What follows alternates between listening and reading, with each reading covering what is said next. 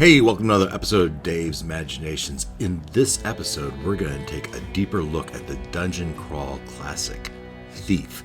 Do you like to use your luck to do a variety of roguish skills? You might like the Thief, and we're going to go through a lot of those right after this. Stay with me.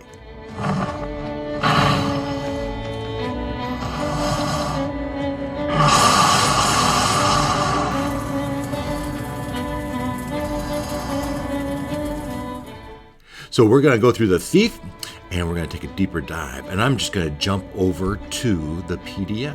Here we are. This is the Dungeon Crawl Classic 8th printing, and we're looking at the Thief. You are a hulking, skulking thug waiting for your next victim. A dexterous wall climber cozening treasures from ostensibly impenetrable vaults. They like to use big words. Thieves can be big or small, fast, slow, tall, or thin.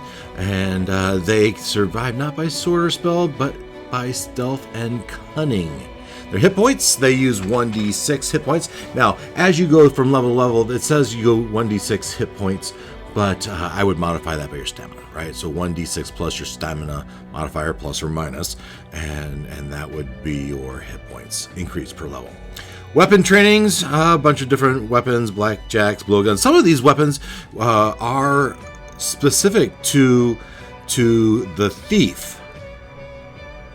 So in the weapons table, these weapons that have the little cross on it are special for a thief. And it's down here, the note says, these weapons are particularly effective when used with the element of surprise. A thief who succeeds in a backstab attempt with one of these weapons uses the second damage value listed. All other classes other than Thief would use the first value. So in their weapon proficiencies, these weapons with the single cross all have a little added bonus for the Thief. Alignment. You might think of a Thief as typically chaotic or evil, but in this case there are many different types of thieves. They can be lawful, chaotic, or neutral, and actually how their special abilities are modified. The modifiers they have for the special abilities are changed based on their alignment. They do know what thieves can't. That's very typical. Thieving skills, and this gets into the various skills. So again, it says the thief's alignment determines his interest. And to use a thief skill, you roll a d20 and adds his modifier. You must beat the difficulty assigned at the task at hand, which would be assigned by the dungeon master, and as you try to attempt one of those abilities. These tools are needed to do locks and other things like that. And on a success when using a thieves skill means the following. Alright, so a backstab. The most successful thieves kill without the victims ever being aware. So when attacking from behind, the thief receives an indicated attack bonus to his roll. In addition, if he hits, the thief automatically achieves a critical hit, rolling on the critical table. And it's got there's many different critical tables. So roll in his critical table. Here it says page 37.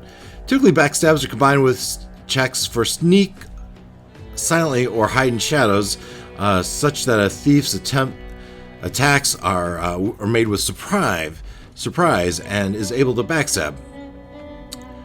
But sneak silently is another thief's ability, as well as hide in shadows, and these are pretty much exactly what you expect. Pickpocket, you can pickpocket, and climb a sheer surface. As one would expect, a DC 20 is perfectly smooth surface with no visible handholds. A normal stone wall would be a DC 10, difficulty class 10. You can pick a lock as long as you have your thieves' tools. You can find and disable traps. You can forge a document and disguise self. You can read language. Interpreting simple meaning requires a DC 10. Interpreting anything more detailed requires a DC 15. You can handle poison. Anytime a thief uses poison, he must make a DC 10 safety check. On a failure, he accidentally poisons himself. This check is made. Each time a poison is applied to a blade or other surface.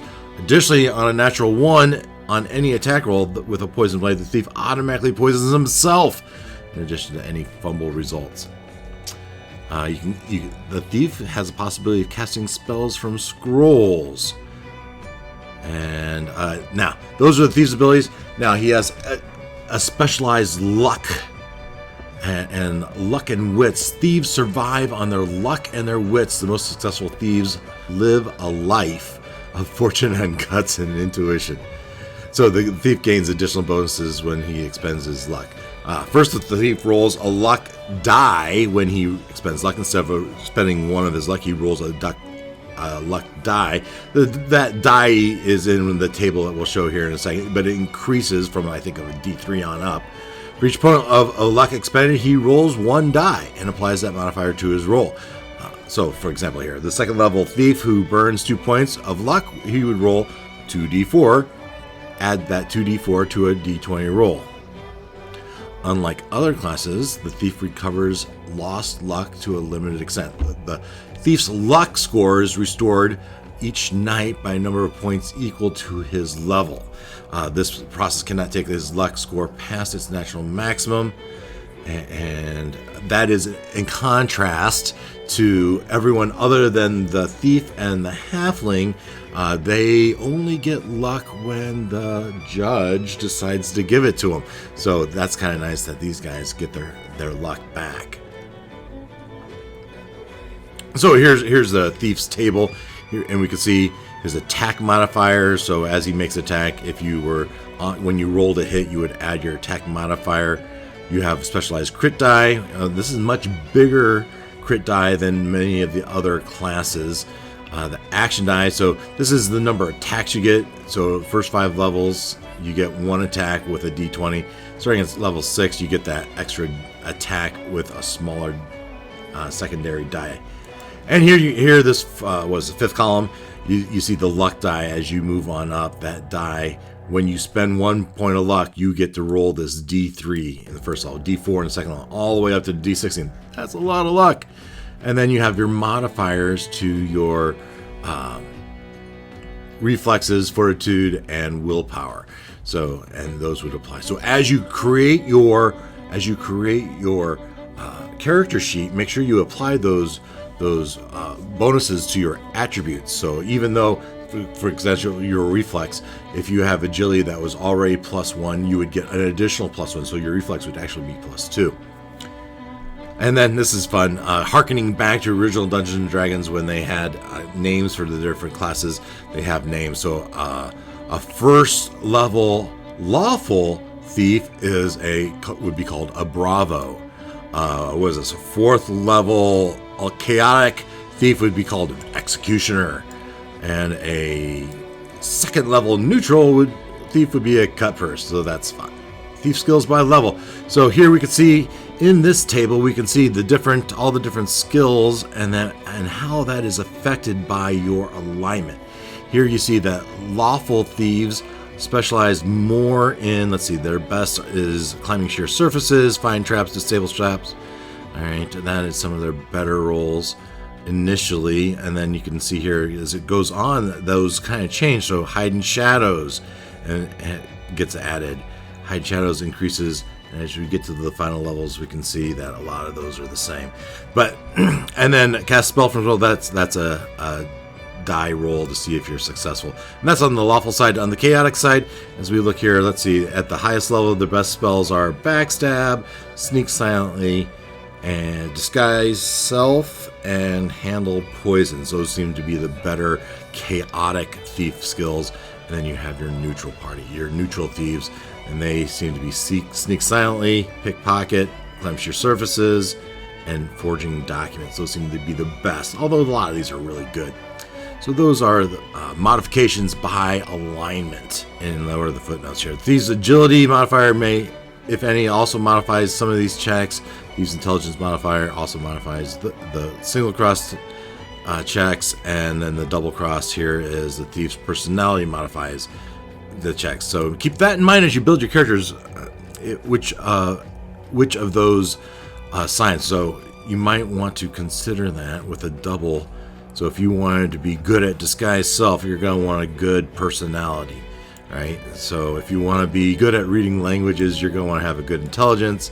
And I think that kind of makes sense. If you want to be able to disable traps, you want better agility. And I think that's kind of makes sense. So that's the thief.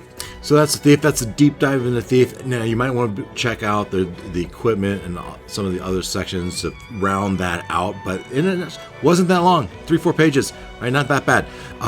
As you convert your 0 level sheet to first level sheet, you want to make sure and keep those in mind as you go through and become aware of those thieves checks. I think that'll really help you out. It seems pretty interesting to me. I hope you like. What do you think? Do you like the thief skills? What do you like? What do you don't like? Leave that down in the comments. I appreciate it, and I will respond. Every comment will get some sort of response. Leave a comment if you like the thief, and otherwise, I intend to do all the classes. If you like what I'm doing here, I appreciate the like and subscribe if you want to see more videos like this, and maybe hit that little bell to let you know whenever I put out a video. And until then, until the next video, I appreciate you watching, and until next time, take care.